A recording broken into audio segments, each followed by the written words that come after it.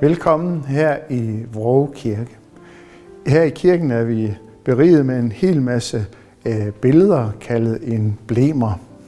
De er alle sammen fra 1705. Det fremgår af en inskription, som er godt gemt bag ved trappen.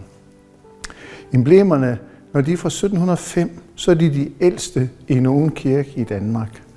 Og senere så blev det højeste mode inden for kirkeudsmykning, så det spredte sig over det meste af Jylland. Og i dag der findes de i små 60 kirker.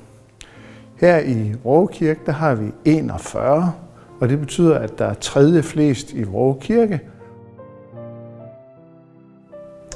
Men emblemerne de fremtræder som næsten mystiske gåder. De har en latinsk overskrift, og så er der næsten et hjerte på næsten dem alle sammen. Og derfor så står de næsten som hjertegåder, der venter på at blive løst. For eksempel det her Amo, jeg elsker. Og så kommer der en hånd ind og drysser noget ned, og der er bål under hjertet. Eller den her Fidelis sum, jeg er trofast.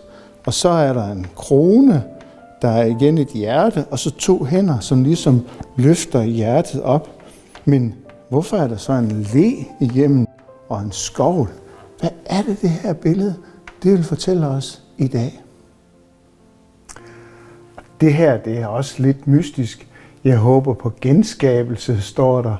Og så ser man en fugl med et lidt trist blik, et udgået træ og et hjerte på en bakketop. Hvorfor i alverden har det noget med at håbe på genskabelse at gøre? Det er sådan, alle emblemerne er temmelig mystiske og skal løses som en form for hjertegåder.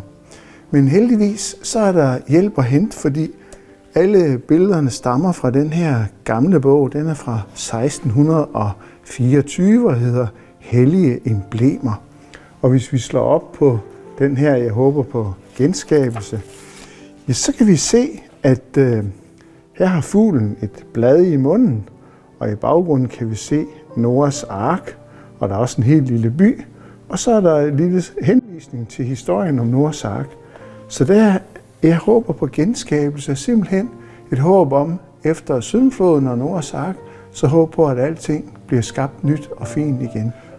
For mig kom det her også til at handle om håb om klimaforandringerne, at vi må komme godt igennem dem, og en dag så tænder vi håbet om, at verden vil blive skabt ny og fin igen, uden alle de forandringer, som vi mennesker har skabt. Så det her billede kommer til at tale til mig om. Det håber jeg på. Det kan være, at du håber på noget andet, men sådan fortæller hver eneste billede os noget, vi kan tage til os og bruge i dag.